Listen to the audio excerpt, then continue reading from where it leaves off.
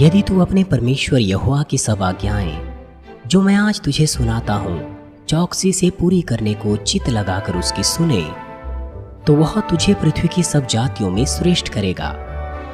फिर अपने परमेश्वर यहोवा की सुनने के कारण ये सब आशीर्वाद तुझ पर पूरे होंगे। धन्य हो तू नगर में, धन्य हो तू खेत में, धन्य हो तेरी संतान और तेरी भूमि की उपज और गाय और भेड़ बकरी आदि और पशुओं के बच्चे।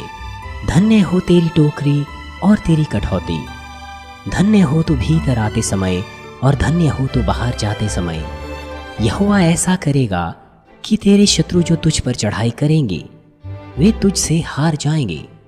वे एक मार्ग से तुझ पर चढ़ाई करेंगे परंतु तेरे सामने से 7 मार्ग से होकर भाग जाएंगे।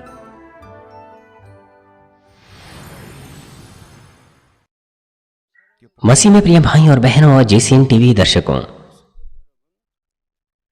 उत्पत्ति 26 अध्याय में इसहाक को अपने स्थान को छोड़कर दूसरे स्थान में जाना पड़ा जब उस स्थान में अकाल पड़ गया था और उसके सोच विचार के असमान प्रभु परमेश्वर ने उसे आदेश दिया कि वो मिस्र ना जाएं, वरन गरार में रुका रहें जहां पलिश्ती रहते थे। और परमेश्वर ने उसे आदेश दिया कि इसी स्थान में बना रहे, मैं तेरे साथ रहूंगा और तुझे आशीष दूंगा।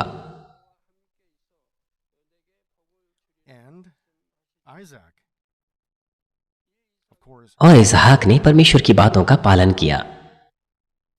क्या आप आशीष नहीं पाना चाहते अपनी कार्यशालाओं में, अपने व्यापारों में? और अपना दशमांश क्या आप नहीं बढ़ाना चाहते? मैं चाहता हूं कि आप आज के संदेश के प्रत्येक शब्द पर ध्यान दें और इस बात को ढूंढें कि बाइबल के लोगों ने किस प्रकार से परमेश्वर से आशीषें पाई। और वही बात आज भी लागू हो सकती हैं उन पर जो परमेश्वर के वचन का पालन करते हैं, वो निश्चित तौर पर आशीषें पाते हैं।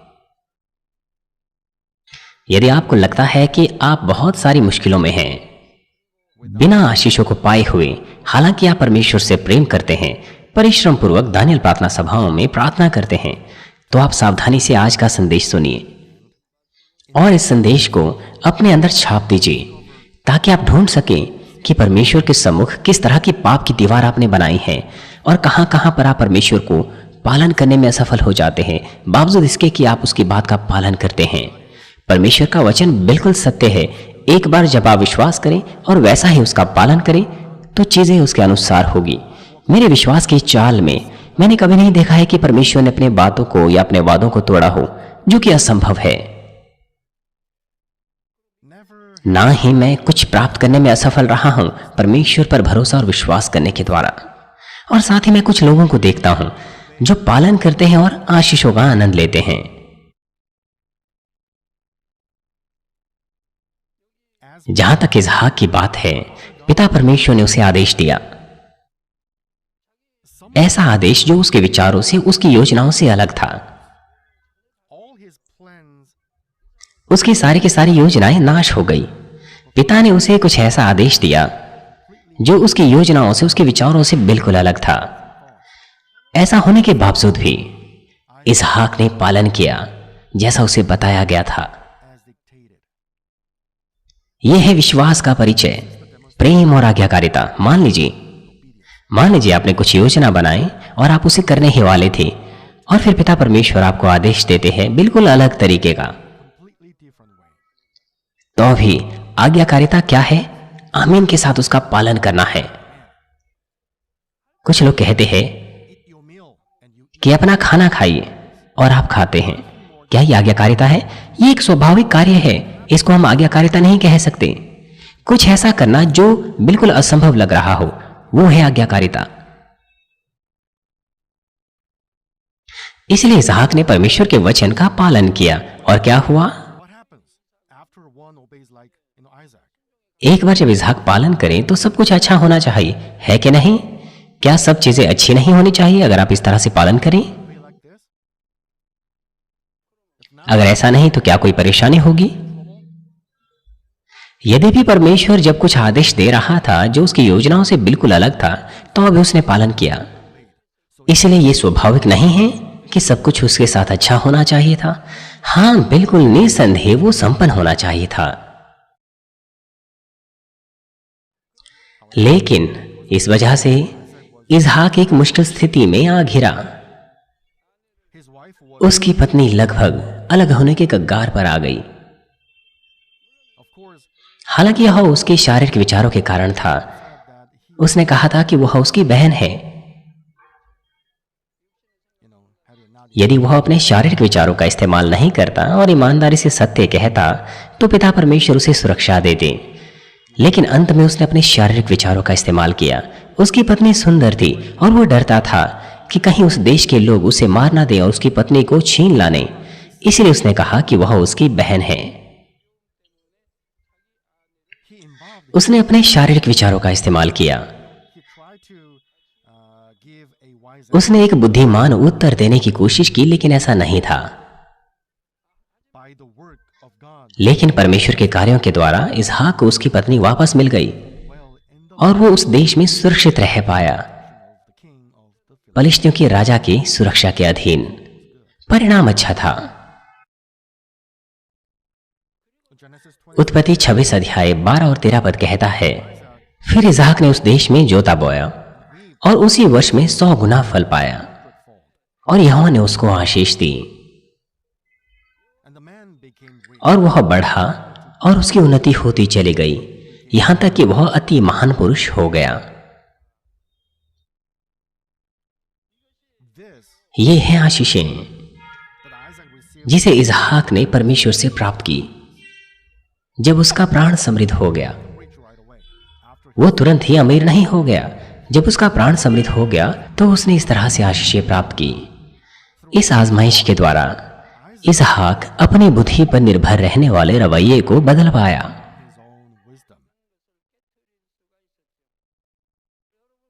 ये बहुत महत्वपूर्ण है।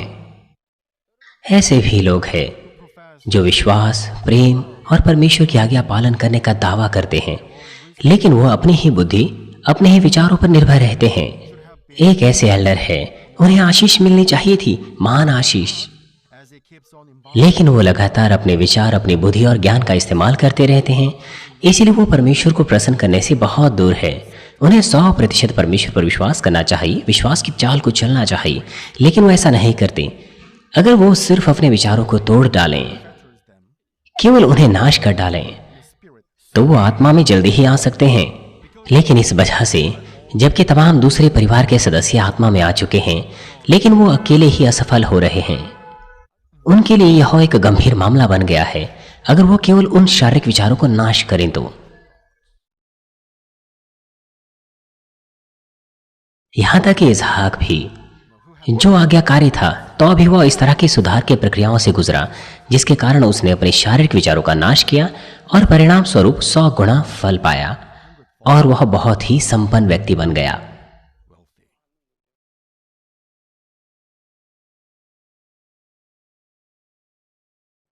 सत्य की बात यह है, जहां पर इसहाक आसानी से पालन ना करने वाली स्थिति में परमेश्वर की आज्ञाओं का पालन किया, वो तुरंत ही आशीष प्राप्त नहीं कर पाया।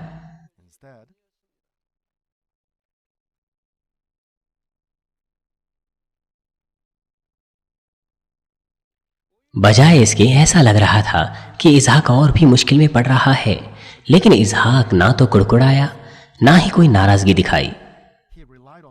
वो परमेश्वर पर निर्भर रहा और समाधान प्राप्त किया जब उसने एहसास किया कि वो अपने विचारों का इस्तेमाल कर रहा था। ये है मुख्य बात। यद्यपि परमेश्वर का आदेश उसके विचारों से बिल्कुल अलग था, लेकिन उसने पालन किया।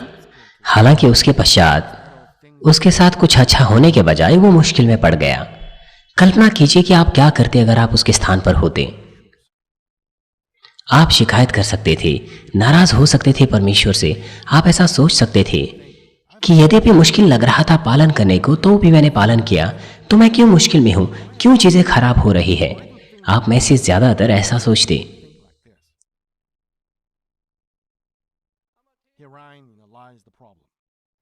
इस तरह के विचार दर्शाते हैं कि आपका परमेश्वर पर पूरा भरोसा नहीं था।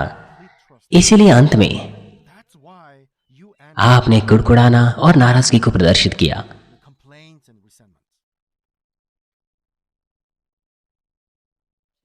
जीसीएन का एक कार्यक्रम यादगार उन लोगों को दर्शाता है, दिखाता है जो मेरे साथ मिशन ट्रिप पर थे।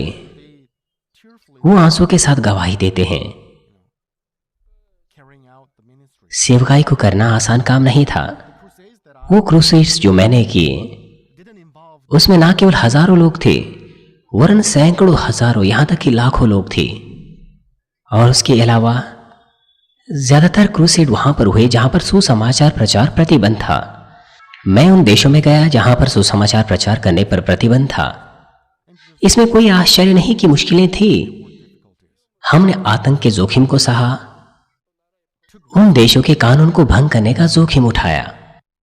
चर्च के कार्यकर्ता, आपको हमेशा सचेत रहना चाहिए। यहां तक कि उन देशों में भी जहां पर हमने धमकियां और मुश्किलों का सामना किया, लेकिन मैं कभी नहीं कुड़कुड़ाया, ना ही मैंने कोई शिकायतें की। ये तो बहुत कष्टदायक है। क्यों परमेश्वर ने मुझे सीधे तौर पर इस देश में जाने को कहा जहां मैं प्रचार भी नहीं कर सकता? कुड़कुड़ाने की कोई आवश्यकता नहीं थी। पूरे भरोसे से पिता परमेश्वर को पालन करना, कुड़कुड़ाना क्यों है? मैं परवाह नहीं करता अगर आतंकी मुझ पर हमला करें। मैं डरता नहीं हूं। मैं आतंकी हमलों से नहीं डरता हूं। चाहे मुझ पर वो हमला करे तो भी मैं जीवित रहूंगा और परमेश्वर को महिमा दूंगा। मेरी चिंता केवल मेरे साथियों की सुरक्षा थी, लेकिन मैं विश्वास करता हूं कि परमेश्वर उन्हें भी सुरक्षा देगा। क्या परमेश्वर केवल मुझे ही सुरक्षा देगा? अगर ऐसा होता तो इसी पिता परमेश्वर की महिमा को बाधा पहुंचती। क्योंकि मैंने 100% विश्वास किया कि परमेश्वर चर्च के कार्यकर्ताओं को सुरक्षा देगा, मिशन की टीम को सुरक्षा देगा, इसलिए मैं चिंतित नहीं था। विश्वास, अंत तक विश्वास करना है, बहाना बनाना नहीं है बुरी स्थिति के कारण। वास्तविकता में हमने बुरी स्थितियों का सामना किया बहुत स्थानों में, यहां तक कि युगांडा में भी, जो हमारा पहला स्थान था।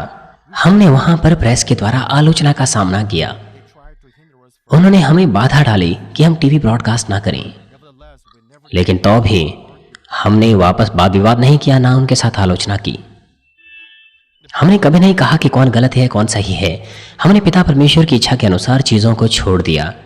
जब सारा का सारा क्रूसेड खत्म हुआ तो उन सताव करने वालों को जाकर छुपना पड़ा, क्योंकि हमने महानता से परमेश्वर को महिमा दी और उनके तमाम उन बातों को झूठा ठहरा दिया, इसलिए उन्हें अपने आप को छुपाना पड़ा।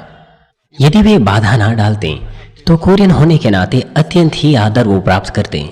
वहां के स्थानीय लोगों ने कोरियन लोगों को सबसे अच्छा कहा। एक बार जब वो कोरियन को देखते हैं तो वो प्रार्थना करने को कहते हैं, क्योंकि उन्होंने वहां पर पिता परमेश्वर के प्रकटीकरण को देखा और चंगाई के कामों को। टीवी पर वो अपने सरों को झुकाते हैं कोरियन लोगों के सामने। शायद उन्होंने विश्वास किया होगा कि सारे के सारे कोरियन मेरे समान हैं, जो उन्हें प्रार्थनाओं से चंगा कर सकता है। और एयरपोर्ट के लोगों ने भी हमें वीआईपी के रूप में हमारे साथ व्यवहार किया और इमिग्रेशन प्रोसेस को आसान कर दिया। ये है जिसे हम विश्वास कहते हैं। जब इसहाक ने परमेश्वर का ऐसी स्थिति में पालन किया जहां पर आसानी से पालन नहीं कर सकता था, उसने तुरंत ही आशीषें प्राप्त नहीं कर दी। बजाय इसके स्थिति अच्छी नहीं लग रही थी, लेकिन इसहाक ने ना तो कोई नाराजगी दिखाई, ना ही वो कुड़कुड़ाया।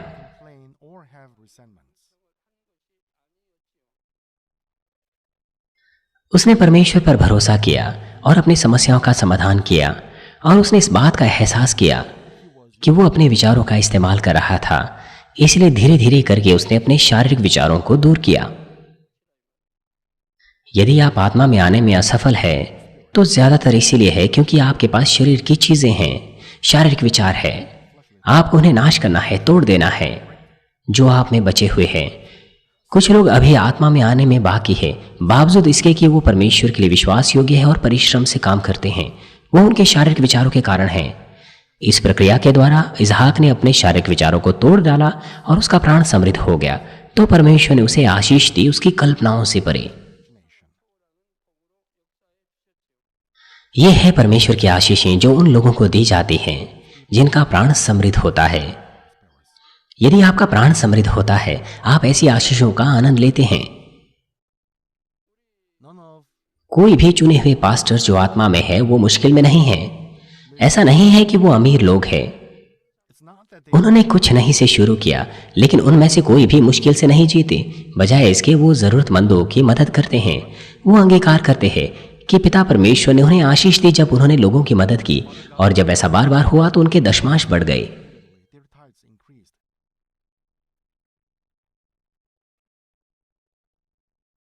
ये है परमेश्वर की आशीषें जो उन्हें निश्चित की जाती हैं, जिनका प्राण समृद्ध होता है। प्यारे भाई और बहनों, इस धरती पर हमारा उद्देश्य स्पष्ट रूप से संपन्न होना या अपना आनंद लेना नहीं है, वरन वो जिनसे परमेश्वर प्रेम करता है वो बहुतायत की आशीषें इस धरती पर भी प्राप्त करते हैं। इसीलिए आपको आपके प्राण का संपन्न होने की आशीषें सबसे पहले पानी चाहिए। आपका पहला उद्देश्य आर्थिक आशीषें नहीं होनी चाहिए, वरन बेहतर स्वर्गीय निवास स्थान में जाने की होनी चाहिए। पिता परमेश्वर के सदृश होने की और बेहतर स्वर्गीय निवास स्थान में जाने की होनी चाहिए। तो आर्थिक आशीषें स्वाभाविक रूप से आपके ऊपर आएगी। अगर आपका प्राण संपन्न होगा तो आर्थिक आशीषें निश्चित तौर पर आएगी, चाहे आप उसे अपनी ओर से ना भी खोजें। केवल तभी आप हाँ और आमीन कह पाएंगे परमेश्वर के वचन को, बिना अपने शारीरिक विचारों का इस्तेमाल किए। मूल आवाज ऐसे लोगों पर कार्य करती हैं ताकि आशीषें उनके ऊपर आ सकें। मूल आवाज किसी के ऊपर भी आ सकती हैं, लेकिन आपको अपने आप को तैयार करना है उचित व्यवहार के साथ और हृदय के साथ जो उसके योग्य हो। इस संदेश के द्वारा, आशीषों के द्वारा मैं प्रभु के नाम से प्रार्थना करता हूं कि आप सब मूल आवाज के कार्यों को प्राप्त करें जो आपको आशीषें लाता है। प्यारे भाई और बहनों, पिछले सत्र को जारी रखते हुए आइए हम देखेंगे कि हमें क्या करना होगा कि हम परमेश्वर की आशीषें प्राप्त कर सकें। हम आशीषों को प्राप्त करने के लिए 3 शर्तों को देख रहे हैं, पहली और दूसरी आयत के आधार पर। पहला है परमेश्वर के वचन और उसकी आज्ञाओं के आधार पर। वचन और आज्ञाओं के आधार पर एक आयत में लिखा है, यदि तू अपने परमेश्वर यहोवा की सब आज्ञाएं जो आज मैं तुझे सुनाता हूं चौकसी से पूरी करने को चित्त लगाकर उसकी सुने। जिसका अर्थ है आपको परमेश्वर का वचन कल्पनाओं के साथ नहीं सुनना चाहिए। यदि आप काल्पनिक विचारों के साथ परमेश्वर की आराधना करते हैं तो यह आत्मा और सच्चाई से परमेश्वर की आराधना करना नहीं है। आप नहीं कह सकते कि आपने संपूर्णता से विश्राम दिन को पवित्र माना है पिता के सामने, यद्यपि आप शारीरिक रूप से भवन में हैं, लेकिन आपका हृदय जो मुख्य है वो कहीं और है। केवल आपकी देह उस भवन में है।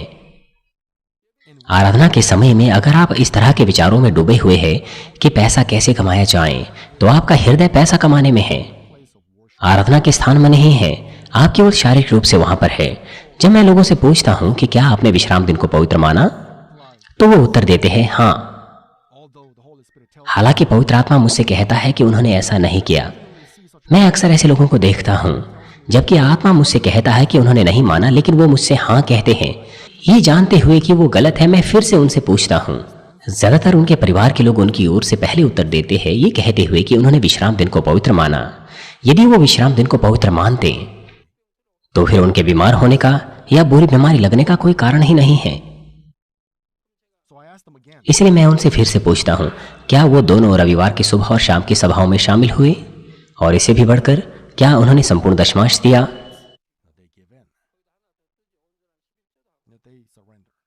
इस बात पर वो समर्पित करते हैं। केवल तब वो सत्य को मान लेते हैं।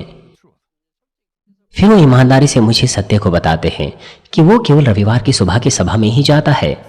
वो सुबह की सभा में आता है, लेकिन शाम की सभा में नहीं।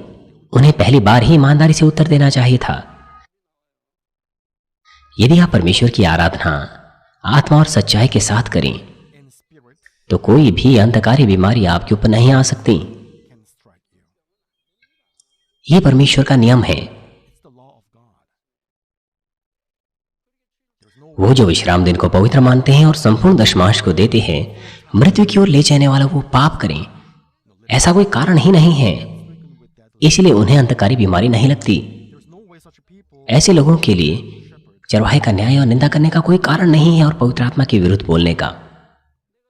यदि तू अपने परमेश्वर यहोवा की सब आज्ञाएं जो आज मैं तुझे सुनाता हूं चौकसी से पूरी करने को चित लगाकर उसकी सुने। यहां लिखा है उसकी सब आज्ञाएं, कुछ कुछ नहीं वरन सब आज्ञाएं। तो वह तुझे पृथ्वी की सब जातियों में श्रेष्ठ करेगा। पृथ्वी की सब जातियों में श्रेष्ठ करेगा। मैंने आपको बताया कि परिश्रम पूर्वक अपने प्रभु परमेश्वर की आवाज को सुनने का मतलब सिर्फ इसे सुनना और ज्ञान के रूप में एकत्र करना नहीं है। इसका मतलब है जो कुछ हम सुनते हैं उसका पालन करना है। जो कुछ हम सुनते हैं उसका पालन करना है। और ऐसा करने के लिए सबसे पहले हमें परमेश्वर के वचन को परिश्रम पूर्वक सुनना है। विश्वास बिना सुनने से नहीं आता। सबसे पहले हमें सुनना है और जानना है विश्वास पाने के लिए। ना केवल हमें संदेशों को सुनना और पढ़ना है वरन अवश्य ही हमें उन पर मनन करना है। पढ़ना है, सुनना है और मनन करना है।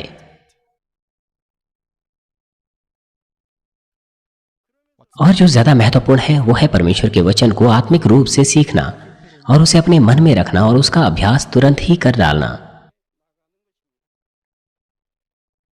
चाहे आप उसे 100 बार ही क्यों ना सुने, लेकिन अगर आप उसे बाहर निकलने दें और उसकी रोटी ना बनाएं तो उसका कोई इस्तेमाल नहीं होगा। उसको सुनना और ज्ञान के रूप में रखने के साथ साथ आपको उसका मनन करना है, आत्मा में अपने हृदय में उसे बो देना है। यदि आपने इस तरह से अपना मसीह जीवन जिया है तो फिर आप में से कोई भी अब तक आत्मा में आना बाकी नहीं रह जाता। लेकिन क्योंकि आपने परमेश्वर के वचन को बाहर सरकने दिया है, उसकी रोटी नहीं बनाई है, इसलिए आप यहां तक कि विश्वास की चट्टान पर खड़े होने में भी असफल हो गए। और यह भी दिखाता है कि आपने परमेश्वर की आराधना आत्मा और सच्चाई से नहीं की है। वो जो परमेश्वर की आराधना आत्मा और सच्चाई से करते हैं वो परमेश्वर के वचनों को अपने अंदर छापते हैं जब उसे सुनते हैं। आइए हम आज्ञाओं को देखें। यहां पर लिखा है चौकसी से पूरी करने को चित लगाकर उसके सुने जो आज मैं तुझे सुनाता हूं। आशीषों को हमारे लिए प्राप्त करने के लिए शर्तों के रूप में परमेश्वर हमसे कहता है हम उसकी सब आज्ञाएं माने। परमेश्वर की आज्ञाएं वो उनके लिए कष्टदायक नहीं जो परमेश्वर से प्रेम रखते हैं, बजाय इसके वो परमेश्वर के प्रेम को लगातार उन आज्ञाओं में महसूस करते हैं। इसीलिए परमेश्वर के वचन को मानने में वे आनंद महसूस करते हैं। वो आज्ञाएं हमारी खुशी के लिए हमें दी गई है। यदि हम परमेश्वर के इस हृदय को समझें तो हम परमेश्वर की आज्ञाओं को मानेंगे जो हमसे कहता है कि हम किसी काम को स्वयं सेवा से और आनंद के साथ करें। वचन को अपने आप में मानना महत्वपूर्ण है। पिता परमेश्वर आपकी आज्ञाकारिता के कामों को श्रेष्ठ मानते हैं। मुझे आशा है कि आप अब से आज्ञाकारी बनेंगे। आज्ञाकारिता आशीषें लाती हैं।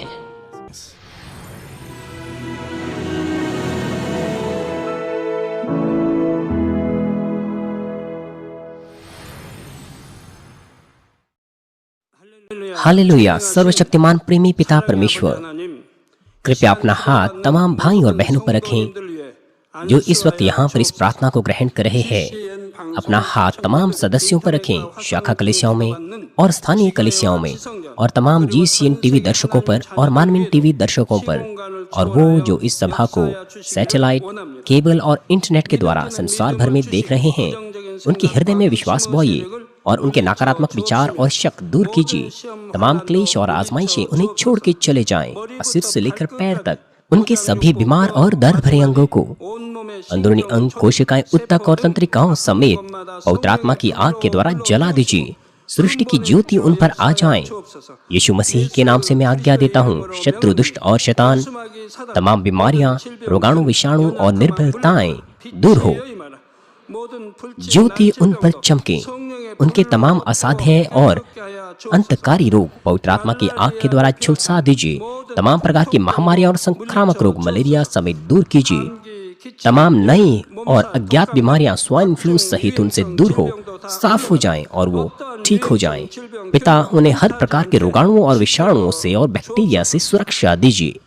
उन्हें चंगा कीजिए तमाम प्रकार के कैंसर, पेट के कैंसर, फेफड़े के कैंसर, जिगर के कैंसर, छाती के कैंसर, गर्भ के कैंसर और आंतों के कैंसर से, और तमाम दूसरी बीमारियां जैसे कि एड्स, लुकेमिया, दिमागी रक्तघात, उच्च रक्तचाप, धीमा रक्तचाप, हृदय की बीमारी, फेफड़े की बीमारी, मधुमेह, स्त्री रोग और थायराइड की बीमारियां और तमाम सूजन और जलन दूर हो। पोलियो, लकवा, गठिया, हर्निएटेड डिस्क और दूसरी बीमारियों से वे चंगे हो जाएं। तमाम दूसरे दर्द उनसे गायब हो, जैसे कि पीठ दर्द, सिर दर्द और मानसिक दर्द, मिर्गी, स्वलिनता, उदासी, तंत्रिका रोग और तमाम दूसरी मानसिक बीमारियों से वे आजाद हो जाएं। तमाम प्रकार के लकवे से वे खुल जाएं, उठें, चलें और वे कूदें। वे अच्छी आंखों की दृष्टि प्राप्त करें, अच्छे सुनने की शक्ति प्राप्त करें, अंधों की आंखें खुल जाएं, बहरे सुनने लगे और गूंगे बोलने लगे। दुर्घटना के तमाम दुष्प्रभावों को चंगा कीजिए, उनकी टूटी हड्डियां ठीक कीजिए, उन्हें जलन से ठीक कीजिए, जलन और दहन संवेदनाओं से दूर हो। पिता, कोई दाग वहां न रह जाएं।